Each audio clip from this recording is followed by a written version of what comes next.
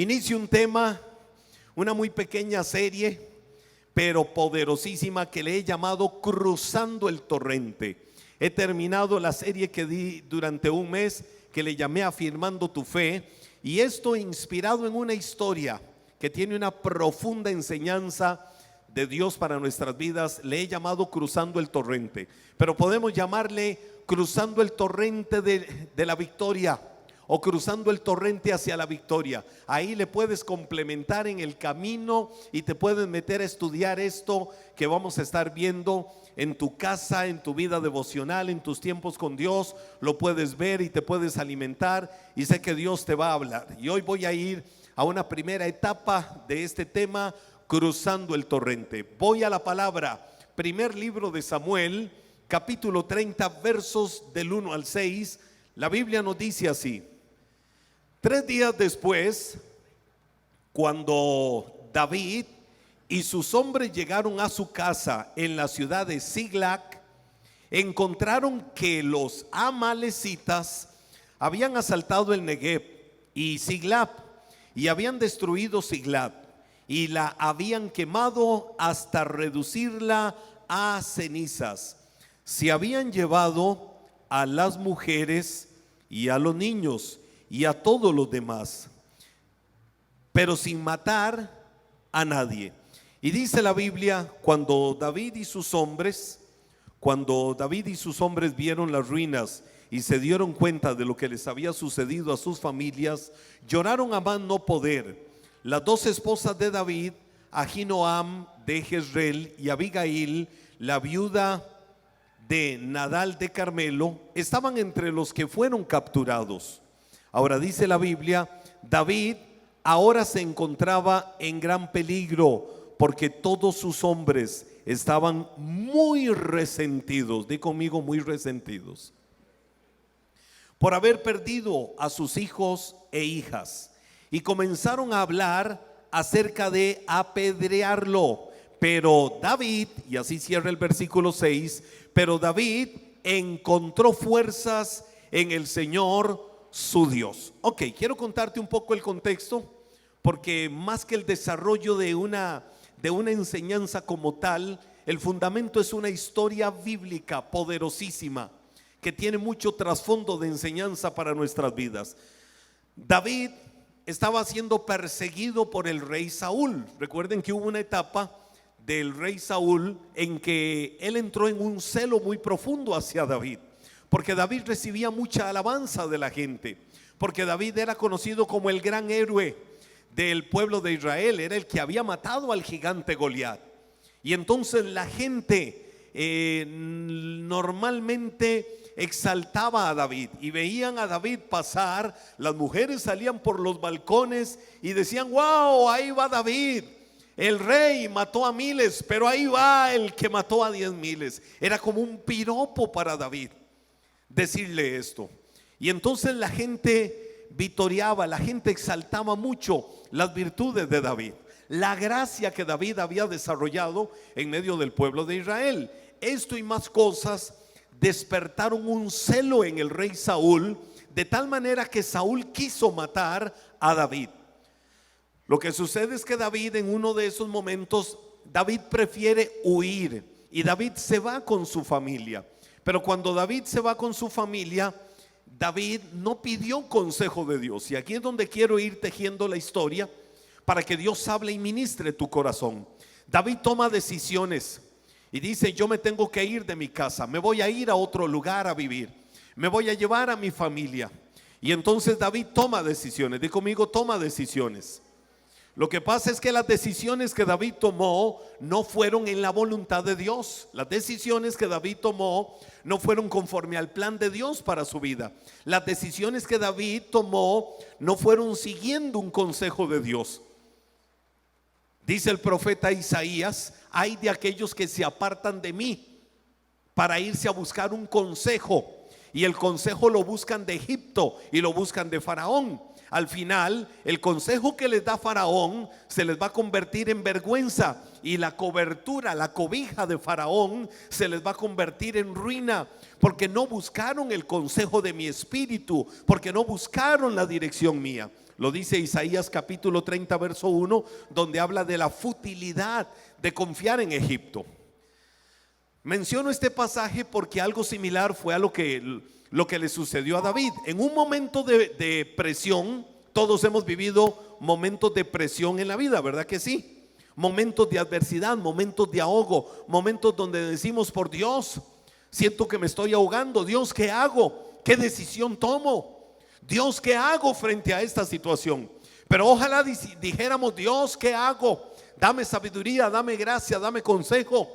Estilo Salomón, el hijo de David, cuando en un momento de su vida le dijo al Señor: dame sabiduría para discernir entre lo bueno y lo malo. No te pido riqueza, lo que te pido es sabiduría para discernir entre lo bueno y lo malo.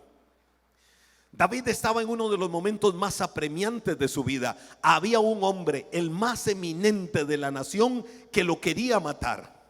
David ya tenía sobre su vida la promesa de Dios de que él sería rey.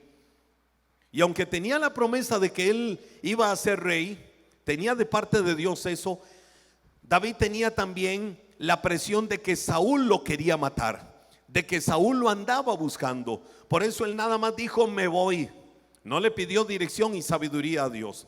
Pero David ahí fue donde empezó a cometer errores. ¿Cuál fue el error que David cometió? Se fue a la tierra del enemigo, se fue a la tierra de los filisteos, por temor a Saúl, que lo estaba buscando para matarlo. Ahora, lamentablemente David actuó, como le digo, sin el consejo de Dios. Nunca ante una decisión trascendental, fundamental, importante para nuestra vida, podemos dejar exento el consejo de Dios. Siempre pide la sabiduría, siempre pide la dirección, siempre pide el consejo de Dios para todo lo que tengas que hacer y emprender en la vida. Que sepas que donde vayas llevas la bendición de Dios. Que sepas que donde vengas llevas la bendición de Dios. Que sepas que lo que pise la planta de tus pies será una tierra bendecida, próspera y fructífera por la mano del Señor, porque vas asido, vas tomado del consejo y la dirección de Dios. Y no estás tomando decisiones, y no estás haciendo negocios, y no estás haciendo actividades sin buscar el consejo y la dirección de Dios. Pero eso le sucedió a David en ese momento. Actuando sin el consejo de Dios, huye al territorio del enemigo. Y cuando David llega al territorio del enemigo, David se encuentra con el rey Aquís, o el rey Aquís, que era el rey filisteo. Y David llega delante de él, habla con el rey Aquís y le dice: yo, a pesar de que soy hebreo, a pesar de la posición eminente en medio del pueblo de Israel, estoy siendo perseguido por Saúl. Y yo no vengo aquí en pos de guerra contigo. Yo no vengo como enemigo tuyo. Yo vengo a hacer alianza contigo. ¿Qué le dijo David al rey filisteo? Vengo a hacer alianza contigo. Y quiero hallar gracia delante de ti. Quiero hallar gracia de tal manera que me permitas vivir en una de tus tierras. Y entonces había una tierra que de hecho era una tierra que en su momento fue heredada a la tribu de Manasés, pero no la tenían ocupada, y era la tierra de Siglag. Y entonces el rey filisteo encontró bien, encontró sinceridad, encontró verdad en las palabras de David y le permitió vivir con los suyos en Siglag. Ahora, ¿qué fue lo que sucedió ahí en la tierra de Siglag? Pasado el tiempo, mientras David vivía en la tierra de Siglag y su familia estaba ahí, su familia seguía creciendo y fortaleciéndose, mucha gente empezó a acercarse a David. Empezaron a llegar muchos hombres de los del ejército de Israel. Empezó a llegar gente del entorno cercano al rey Saúl, incluso gente de la misma tribu de Saúl, y le decían a David: David, no estamos de acuerdo con Saúl. David, no nos parece lo que Saúl hace. David, queremos aliarnos contigo. David, queremos aconsejarte que la manera en que tú puedes ganar delante de Saúl. Y le daban consejos a David y le decían muchas cosas y le decían: aquí estamos.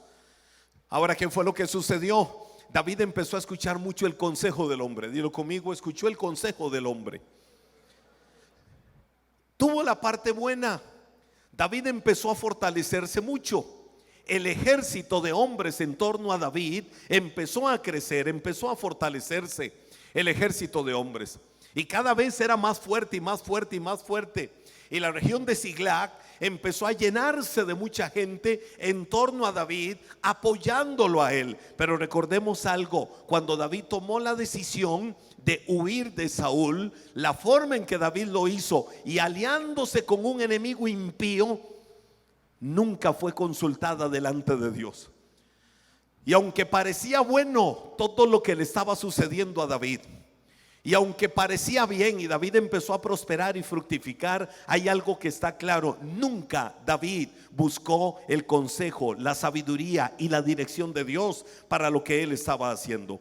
Me voy a ir al capítulo 29, un capítulo antes del primer libro de Samuel, y en los versículos 2 y 3 la Biblia dice: mientras los gobernantes filisteos dirigían a sus tropas en grupos de 100 y de 1000, David y sus hombres marcharon por la retaguardia con el rey Aquis. Pero los comandantes filisteos reclamaron: ¿qué hacen aquí estos hebreos? Y Aquis les dijo: este es David, el siervo de Saúl, rey de Israel. Él ha estado conmigo por años y no he encontrado en él ninguna falta desde que llegó hasta el día de hoy. Wow. Imagínense al rey dando testimonio. Hasta podía ser bonito que dijera: miren, vamos a ir a una guerra contra Saúl, queremos derrotar a Saúl, queremos robarle bienes a Saúl, queremos derrotar a mucho del ejército de Saúl. Sí, aquí hay uno de ellos, de los hebreos, que es David. Él ha estado conmigo durante algunos años. Yo le di la tierra de Siglag para que habitara ahí, pero David hasta hoy me ha sido fiel. David hasta hoy ha sido leal conmigo. Entonces no teman a David. Y aunque había crecido mucho, y David le dijo al rey que su ejército estaba a la orden. Oiga esta palabra. David le dijo al rey Aquis: mi ejército, todo mi equipo de hombres está a la orden, queremos ir a la guerra contigo. Miren hasta dónde el corazón de David se estaba desviando de la voluntad de Dios. Que lo que David estaba ofreciendo era ser él un enemigo de su propio pueblo.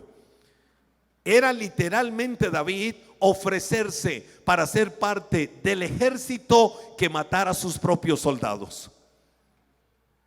Que es lo que sucede muchas veces en el contexto eclesiástico. La iglesia del Señor es una. La iglesia del Señor fue la que Cristo compró y lavó con su sangre en la cruz del Calvario. Cristo no murió por denominaciones. Cristo no murió por la mega iglesia. Cristo no murió por la iglesia pequeña. Cristo no murió por aquella denominación famosa en el mundo, por aquella otra denominación que tiene miles de iglesias en otras regiones del mundo. Cristo no murió por aquella que doctrinalmente tiene una línea, aquella que doctrinalmente profesa otra línea. No, Cristo murió por una sola iglesia. La iglesia es aquella que fue lavada por su sangre en la cruz y que se convierte cada uno de nosotros en esa iglesia, siendo el templo del Espíritu Santo cuando venimos a Cristo. Así estemos en Maná, estemos allá en aquella otra denominación, estemos por el otro lado, si nacimos de nuevo, lavados por la sangre de Cristo, somos la iglesia del Señor, somos la novia, somos la amada, los que nos reuniremos con Él un día por los siglos de los siglos. Pero resulta que David le ofrece al rey filisteo a todo su ejército para ir a matar a sus propios hermanos, para ir a matar a los de su propia casa. Algo estaba funcionando mal, algo no era correcto. David creía que él estaba haciendo lo correcto. Ahora, te voy a decir algo: cuando te alejes de vivir de acuerdo, cuando te alejes de vivir de acuerdo a la verdad y de acuerdo a la voluntad de Dios, es donde vas a entrar en un laberinto de incertidumbre. Y vas a entrar no solo en el laberinto de incertidumbre, sino en malas decisiones que solo su mano podrá sacarte de ahí. ¿Cuántas personas ante un momento difícil? ¿Cuántas personas por el ahogo que están viviendo? ¿Cuántas personas por los problemas que están arrastrando en el entorno de su casa, en el entorno de su matrimonio, en el entorno laboral, en el entorno financiero, en cualquier otra cosa, explotan? Y entonces se alejan de caminar con Dios y empiezan a buscar consejo por otros lados y hacen alianzas con el enemigo. Y sin darse cuenta se han metido en un laberinto de incertidumbre del que les está costando salir. Y entonces empiezan a tomar decisiones incorrectas en su vida. Ya no van a la iglesia, ya no buscan del Señor, ya no quieren nada con Dios. Dios nunca me respondió.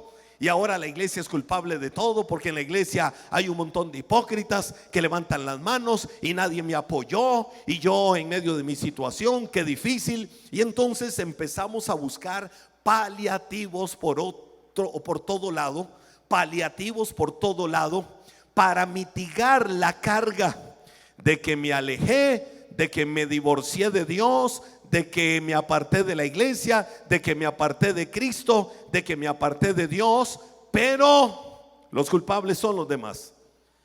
Ayer hablaba con un querido amigo que llenó mi corazón de alegría, me contactó. Él vive en el sur del estado de Texas, en un pueblito de esos desérticos del estado de Texas. Fue gran amigo mío, mi amigo entrañable, y él está conectado hoy con nosotros de manera virtual. Bendigo su vida. Y él me contactó. Ayer hablamos un buen rato, en el día, en la noche me volvió a llamar, hablamos un buen rato. Y él me decía en su lenguaje: pues hermano Henry, qué alegría saludarte. Pero me contaba y me decía: quiero decirte que me aparté del Señor. Cometí un error en mi vida, y el error que cometí me hizo alejarme, apartarme del Señor, apartarme de la iglesia. Cuando me aparté de la iglesia, perdí mi familia, perdí mi matrimonio, perdí un montón de cosas. Empecé a ser loco, empecé a andar, y me lo dijo así, empecé a andar en pecado, empecé a andar en un montón de cosas durante muchos años. Y me dice: hace 4 semanas atrás me reconcilié con Cristo y estoy viviendo los momentos más hermosos de mi vida. Oiga, cuando yo oigo esas cosas, eso alegra mi corazón. Eso a mí me llena de alegría, de saber que alguien que en algún momento, ante una presión, ante una situación difícil de su vida, ante un ahogo, se alejó de Dios.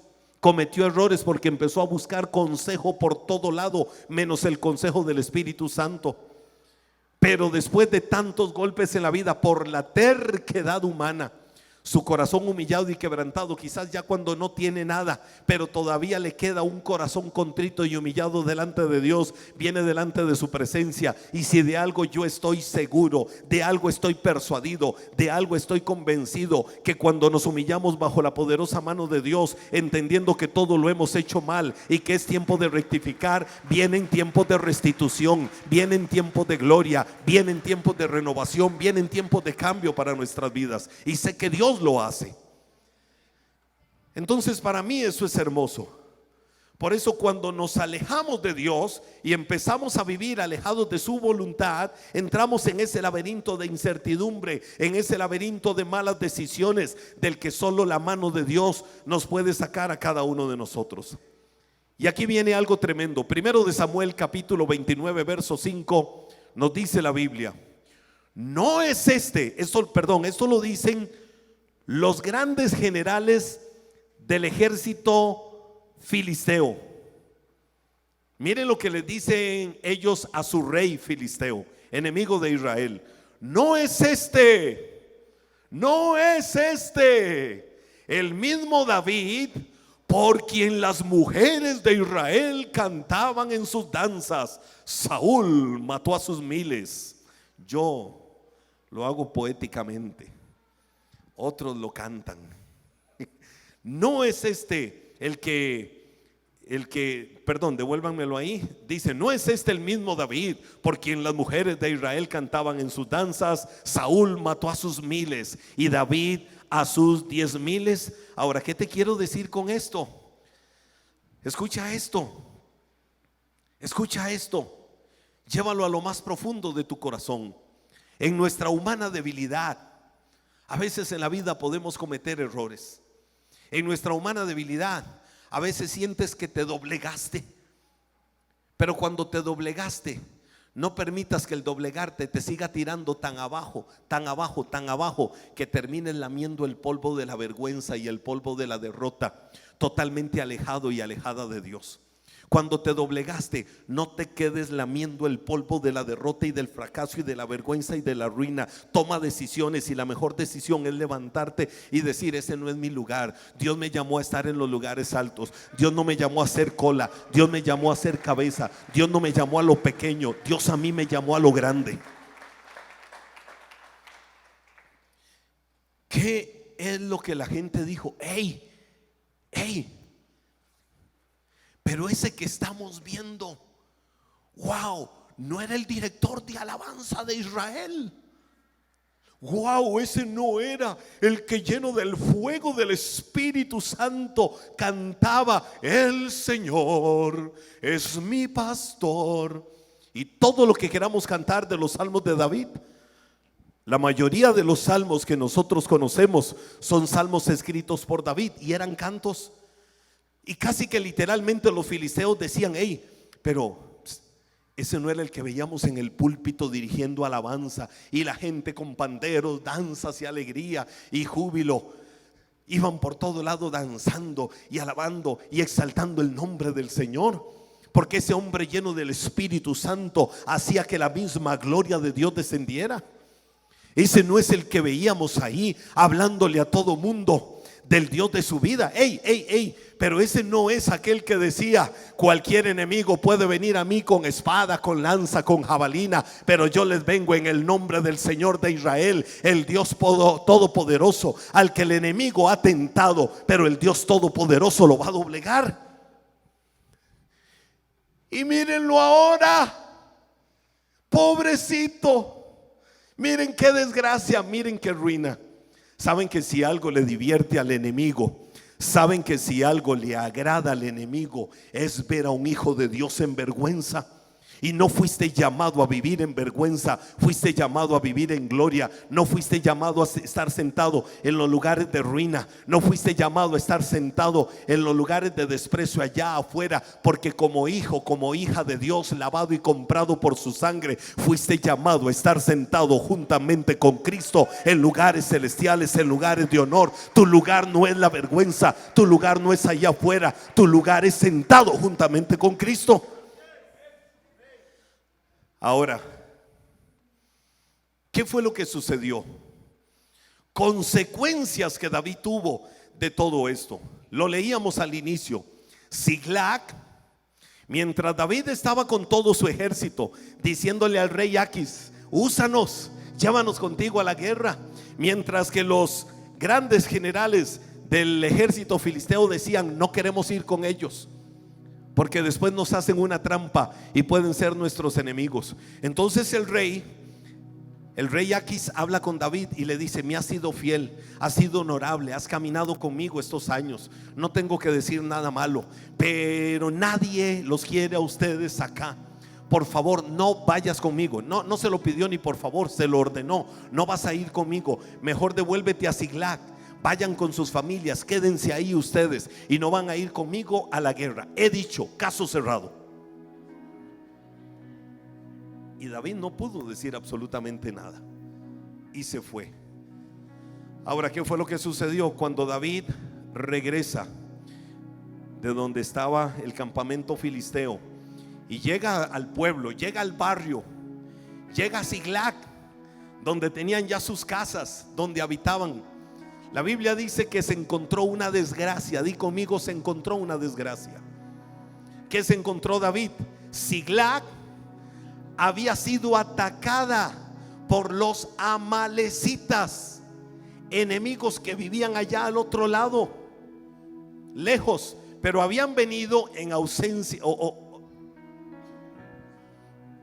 Oiga esto: en ausencia de los hombres de la casa, en ausencia de los que levantaban el estandarte para decir: aquí estoy como protector de mi familia.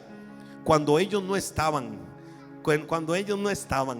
cuando no estaban la familia ahí, cuando no estaban los hombres ahí, entonces vino el enemigo y dijo: mira, son vulnerables. ¿Y saben qué hizo el enemigo? En este caso los amalecitas. ¿Sabe qué fue lo que hicieron? Dice la Biblia que quemaron la ciudad de Siglag, quemaron todo el barrio, quemaron todo el pueblo. Los enemigos amalecitas tomaron a las mujeres y se las llevaron. Tomaron a los hijos y se las llevaron. Memito, ponte de pie. Deyita, ponte de pie. ¿Qué fue lo que sucedió? Memo andaba por allá.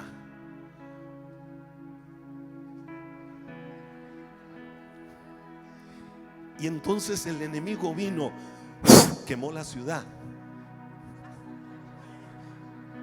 y se la llevó. Oh, ahí está la hija. Y se la llevó. Memo regresa. Nota algo diferente. Ya ni siquiera dónde sentarse tenía. Le quemaron la casa, le destruyeron todo. ¿Dónde estaba su esposa? ¿Dónde estaba su hija? No sabía. Solo sabía que el enemigo había venido y se las había robado. Las mató, no lo sabía. Abusó, hizo lo que fuera de ellas, no lo sabía. Solo sabía que no las encontró. Gracias. Solo sabía que no las encontró. Fue una de las consecuencias de lo que David estaba viviendo. Las mujeres y los niños habían sido secuestrados. Y ahora dice la Biblia, David regresa, y donde se encuentra esa escena, David se suelta a llorar y llorar con amargura. Pero no solo David, también los hombres de su ejército lloraron. ¿Dónde está mi esposa? ¿Dónde están mis hijos? ¿Dónde está mi familia? No había absolutamente nadie. Algo había pasado, no sabía si estaban muertos o no. La Biblia dice, lo que leímos al inicio, que lloraban amargamente. Lloraron largamente hasta que la fatiga, el cansancio le doblegó de tanto llorar y llorar y llorar y llorar. Entonces, después de aquello, su propio ejército, los que le habían dicho: aquí estamos, dijeron: qué desgracia lo que estamos viviendo. Y esto nos pasó por culpa de David, por invitarnos. Los que le habían dicho en otro tiempo: David, aquí estamos para ti. David, lo que vayas a hacer, estamos contigo para apoyarte. Vamos a pelear contigo. Te queremos como rey, no queremos a Saúl. Ahora dijeron: ese desgraciado es el culpable de que hayamos perdido todo y a nuestra familia. Matémoslo, apedreémoslo. Y la Biblia dice que todos planearon apedrear a David. Ahora, David era un hombre de corazón muy grande. David era un hombre afectuoso en su personalidad. David era un hombre tierno. Y por supuesto David estaba sufriendo en ese momento la pérdida de su familia. Pero con él, todos aquellos hombres eran un solo coro de dolor, eran un solo coro de lamento, que lloraban y lloraban y lloraban porque habían perdido a sus esposas, habían perdido a sus hijos, todos los bienes materiales, todo lo habían perdido. Pero lloraban más amargamente porque habían perdido a su familia, hasta que ya no tuvieron fuerzas. Por eso David empezó a sentir la presión del desánimo y la desesperación. Y aquí viene lo más tremendo, aquí viene lo más glorioso, y aquí es donde te quiero llevar en esta noche, en esta primera parte de este tema, cruzando el torrente, que nos va a llevar a algo glorioso de Dios en estas próximas semanas. Ante la adversidad, David tomó una decisión. Ante el momento más crudo, ante el momento más cruel de su vida, ante la situación más caótica que David estaba enfrentando, ante la situación más difícil, que David estaba viviendo en su vida. Era el momento más duro, era el momento más amargo que ese hombre estaba viviendo en su vida. Ya no le importó el consejo de los hombres, ya no le importó ser al que todos adulaban, al que todos exaltaban. ¿Sabe qué hizo ese hombre? La Biblia dice 36, aquí está la mano sanadora de Dios. ¿Sabe qué hizo ese hombre? Se fortaleció en Dios. Él dijo: a partir de hoy todo va a cambiar, a partir de hoy todo va a ser diferente. Y ese hombre dijo: me voy a fortalecer en Dios. No sé qué va a pasar, estoy en la peor incertidumbre, no sé qué me depara el futuro, he cometido errores, pero me fortalezco en Dios. Y eso fue lo que hizo en el momento más difícil de su vida. Eso fue lo que hizo en el momento más amargo de su vida. Las mejores conversaciones, escucha esto, recibe esto en tu espíritu. Las mejores conversaciones del mundo que nosotros podamos tener son aquellas que tenemos con nosotros mismos. Di conmigo: mis mejores conversaciones son las que tengo conmigo mismo. Son esas conversaciones en donde nos decimos a nosotros mismos: ¿qué estoy haciendo con mi vida? ¿Cuál es el rumbo por el que va mi vida? ¿Y cuáles son las decisiones que tengo que tomar en mi vida? Cuando dejas de conversar con la gente, a veces hablamos y conversamos tanto con la gente que no conversamos con nosotros mismos. Necesitamos volver a conversar con nosotros mismos. Cuando vuelves a conversar contigo, cuando vuelves a hablar, iglesia, cuando vuelves a hablar contigo mismo, vas a empezar a internalizar todo lo que estás haciendo mal y te vas a dar cuenta que tu vida tiene que tener un cambio, que tu vida tiene que tener un giro. Y el giro más importante es tomar decisiones de calidad en cuanto a mi relación con Dios. A partir de ese momento escuchamos a otro David.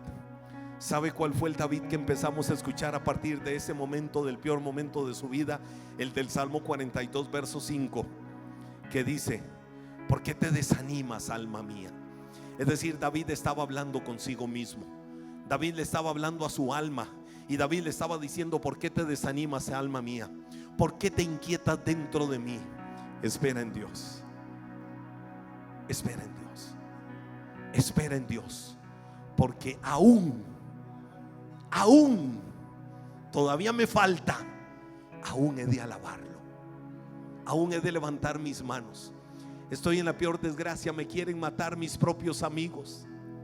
No sé qué pasó con mi familia, si están muertos o están vivos. Abro mis ojos y todo lo que veo es ruina, y todo lo que veo es desgracia. El rey filisteo me dijo que me quiere alejado de él. El rey de mi propia nación me quiere matar. Pero alma mía, ¿por qué te abates dentro de mí? Espera en el Señor. Espera en Él. Él es mi Dios.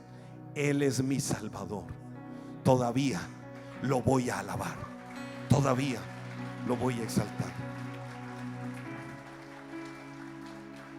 David había recibido mucho apoyo de hombres. Primero de Crónicas 12:22 dice: día tras día más hombres se unían a David hasta que llegó a tener un gran ejército.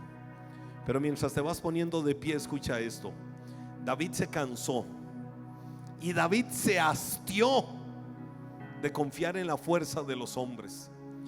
David se hastió y se cansó de confiar en su propia sabiduría y de decir: hago las cosas como yo digo, hago las cosas como a mí me parecen. David se hastió de estar escuchando todo lo que los demás le decían, y hacía mucho tiempo había dejado de escuchar el consejo de Dios. Había dejado de escuchar la sabiduría de Dios para su vida. Y fue cuando en el peor momento de su vida se dio cuenta que Dios estaba tratando con él, y fue y reconoció que solo una cosa necesitaba: fortalecerse en Dios. Di conmigo: fortalecerme en Dios. y no depender más de la fuerza humana. Iglesia, cuando el peso de la angustia te ataque, es el tiempo de poner tu mirada en Dios. Hazlo tu refugio y fortalécete en Él, porque Él es tu ayudador.